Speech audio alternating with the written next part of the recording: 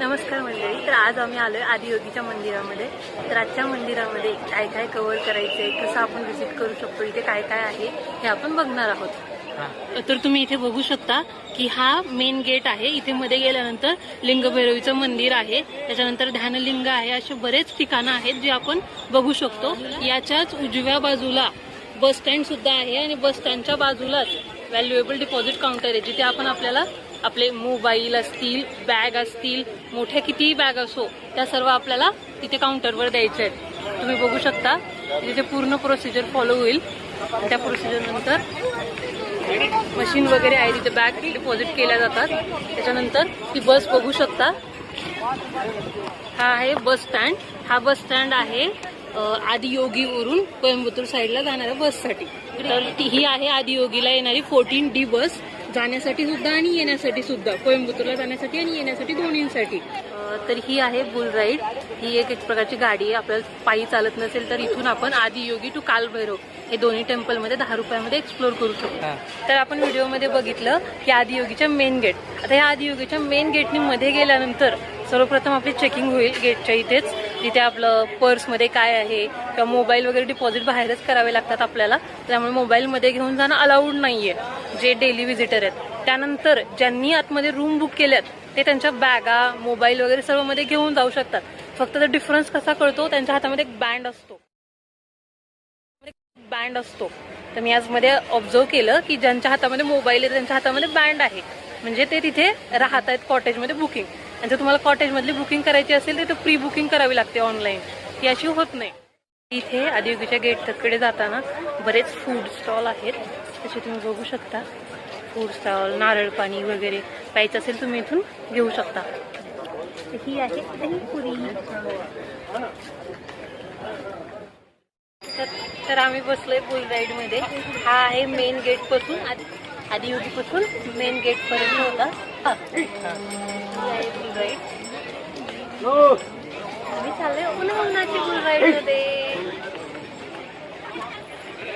Normal बैलगाडी टाईपच आहे, फक्त मागे बसायची फक्त वेगळी आहे. आणि इकडे आपण असं बसू शकतो.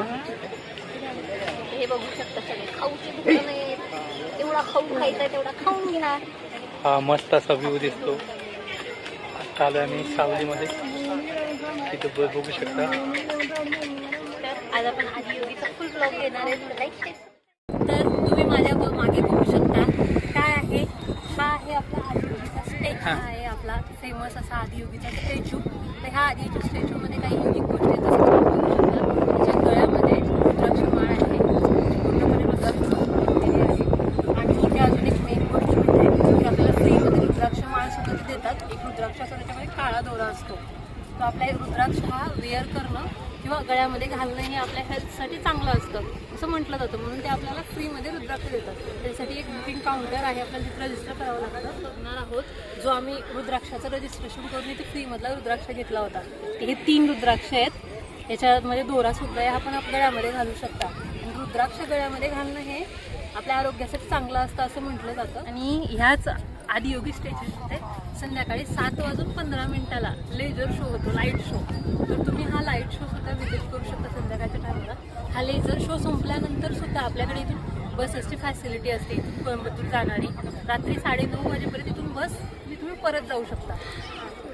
ह्याच आदियोगी स्टॅच्यूच्या खाली तुम्हाला एक छोटंसं मंदिर दिसतंय, तर ते आहे ध्यान करण्यासाठी ते मंदिर आहे. तिथे जाऊन तुम्ही, तिथे मूर्तीज आहेत देवांच्या, तर त्या मूर्तींच्या तिथे तुम्ही ध्यान करू शकता, साधना करू शकता. ते एक स्पिरिच्युअल पॉवर किंवा एनर्जी आपल्या स्वतःमध्ये रिस्टोर करण्यासाठी ध्यान करणं सुद्धा तेवढंच इम्पॉर्टंट आहे. तर इथे प्लेसेस टू व्हिजिट आहेत आपल्या आदियोगी मध्ये. लिंगभैरवी, ध्यानलिंगा, त्याच्यानंतर सूर्यकुंड आहे, चंद्रकुंड आहे, त्याच्यानंतर नंदी आहे, लास्टला आहे त्रिमूर्ती टेम्पल. तर हे 5 ते 6 टेम्पल आपण व्हिजिट करू शकतो. आणि जर तुम्हाला खरंच मनाची शांती हवी असेल तर सूर्यकुंड आणि चंद्रकुंडमध्ये एकदा नक्की जा, कारण माझा आजचा एक्सपिरियन्स किंवा अनुभव म्हणू शकता माझा. आम्ही आज सकाळी गेल्यानंतर सूर्यकुंड आणि चंद्रकुंडामध्ये स्नान करण्यासाठी गेलो होतो. तर तिथला जो एक्सपिरियन्स आहे, एकदम तुम्ही जेव्हा पाण्यामध्ये पहिलं पाऊल टाकता त्यानंतरचा तुमचा जो एक्सपिरियन्स आहे नेक्स्ट लेवल आहे. तर त्यामुळे तो नक्की एकदा अनुभव करा आयुष्यामध्ये की तुम्हाला त्यानंतर स्वतःच्या मनाची शांती भेटेल. सर्वप्रथम सूर्यकुंड आणि चंद्रकुंड ही 2 कुंड आहेत. ठीक आहे. सूर्यकुंड हे सर्व पुरुषांसाठी आहे, जिथे सर्व पुरुष, आणि हे बाहेरच आहे, तिथे लेडीज सुद्धा बघू शकतात, म्हणजे तो ओपन कुंड आहे पूर्णपणे.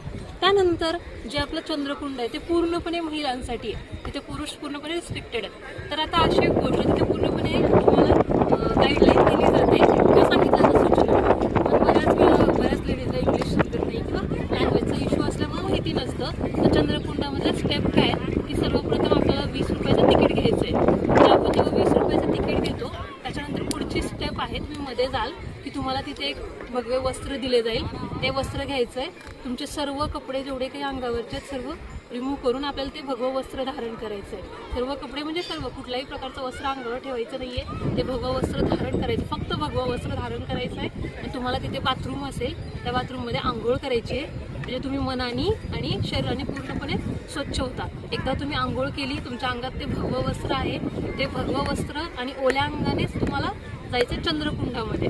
आता चंद्रकुंडामध्ये गेल्यानंतर पूर्ण तुम्हाला पायऱ्या उतरून मध्ये चंद्रकुंडामध्ये एक महादेवाची पिंडी आहे, त्याच्याजवळ तुम्हाला जायचं आहे. जेव्हा तुम्ही पाण्यामध्ये पहिलं पाऊल टाकाल त्यावेळेस जी मनाची शांती हवी आपल्याला, जी कुठेही भेटत नाही, ती तुम्हाला त्या कुंडामध्ये नक्की भेटेल.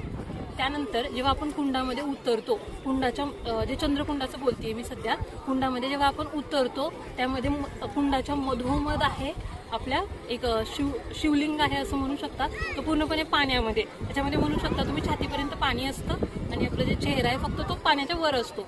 त्या कुंडामध्ये जेव्हा तुम्ही उतरता त्या शिवलिंगाला नमस्कार झालं किंवा त्याची पूर्ण प्रदक्षिणा करणं झालं, आणि प्रदक्षिणा करून जेव्हा आपण प्रदक्षिणा अशी केली, प्रदक्षिणा केल्यानंतर पुढे जाऊन तुम्हाला एक झरा टाईप आहे, त्या झऱ्याने वरतून पाणी पडतं. त्या झऱ्याकडे जाऊन तुम्ही अजून तिथे जे काही डुबकी घालायचं आहे किंवा पाणी जे अंगावर घ्यायचं आहे पवित्र, ते घेऊ शकता. आणि त्याच्यानंतर तुम्ही बाहेर येता कुंडातून बाहेर आल्यानंतर तुमचे जे काही वस्त्र आहेत, जे आपण जिथे आंघोळ करण्यासाठी गेलो तिथे ठेवण्यासाठी हे आहेत, रॅक्स आहेत म्हणू शकता.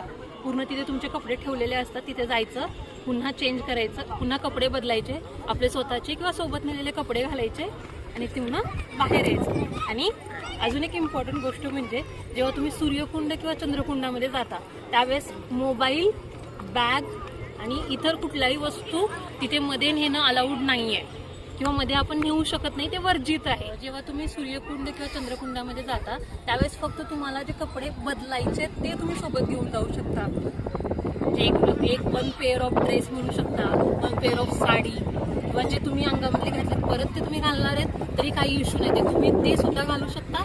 तर तुम्हाला दुसरे बदलायचे असतील ते सुद्धा तुम्ही सोबत घेऊन जाऊ शकता.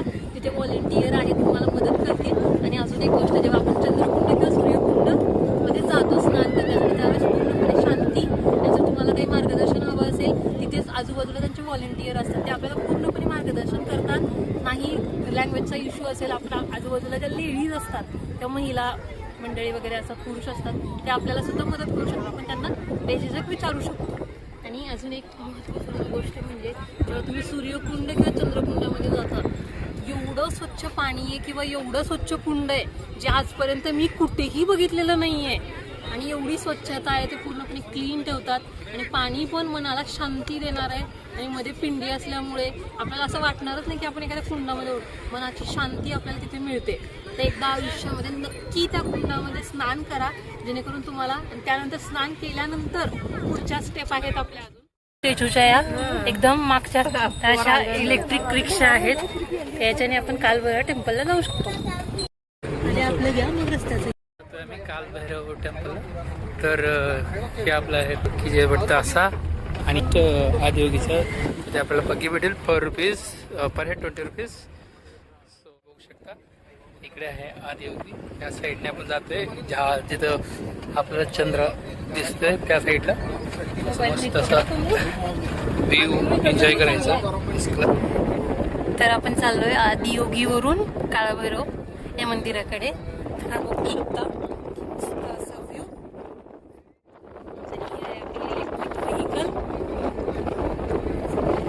या गाडीचे चार्जेस आहेत पर पर्सन 20 रुपीज 1 टाइमचे. परत यायचं असेल तेव्हा परत 20 रुपयाचं तिकीट काढावं लागेल तुम्हाला. तर आपण इलेक्ट्रिक व्हेकलने आलेलो आहोत, त्यांनी आम्हाला इथे ड्रॉप केलंय. तर तुम्ही बघू शकता आता आपण आलोय कालभैरव मंदिरामध्ये, कालभैरव मंदिरमध्ये. तुम्ही बघू शकता जिथे मी उभी आहे त्याच्या एक्झॅक्ट मागे तुम्हाला ती पिंडी दिसते गोल्डन कलरची.